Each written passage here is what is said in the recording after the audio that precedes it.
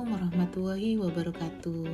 Kira-kira kalian pernah melihat pasien memakai gelang kuning tidak di lingkungan rumah sakit? Atau apakah kalian pernah melihat label segitiga kuning di tempat tidur pasien? Paham gak sih apa artinya gelang kuning dan label segitiga kuning yang dipakai? Perkenalkan, saya Dr. Cindy Alverina dan kali ini kita akan membahas tentang pasien dengan risiko jatuh. Pasien berisiko jatuh merupakan pasien yang akibat keadaan fisiologisnya atau keadaan lingkungan sekitarnya menyebabkan pasien tersebut mudah terjatuh dan dapat menyebabkan cedera. Risiko jatuh dapat dipengaruhi oleh dua faktor, yaitu faktor fisiologis atau keadaan tubuh seseorang dan faktor lingkungan.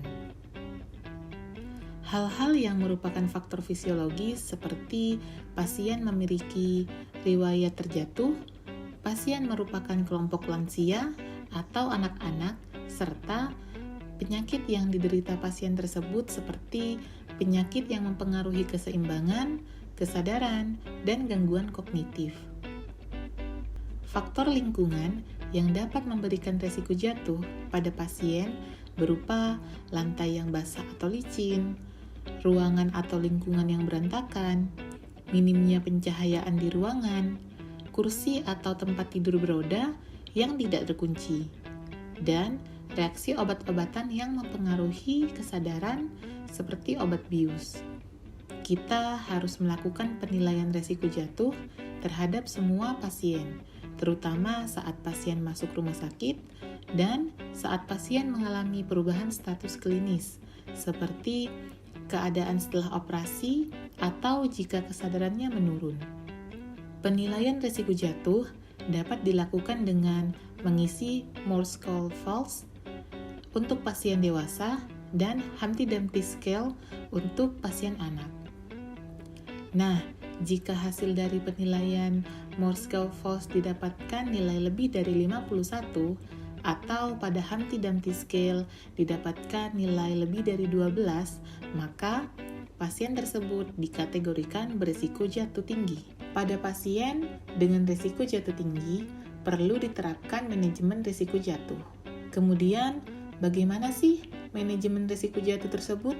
Kita bisa memakaikan gelang kuning dan label segitiga kuning yang kita lihat di awal tadi sebagai tanda agar orang-orang di sekitar tahu kalau yang memakai gelang dan label tersebut memiliki risiko jatuh.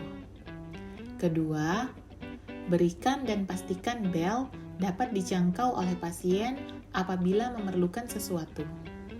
Ketiga, kita harus memastikan roda tempat tidur pasien terkunci dan naikkan pagar pengaman tempat tidur pasien.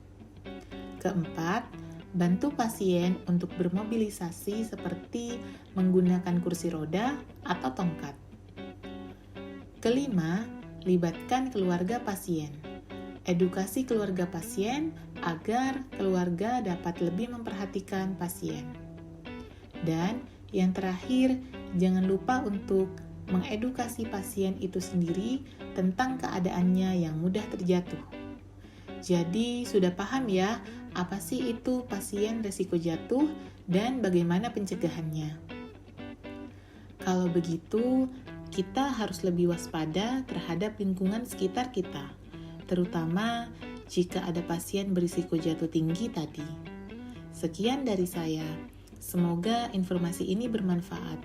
Wassalamualaikum warahmatullahi wabarakatuh. Terima kasih.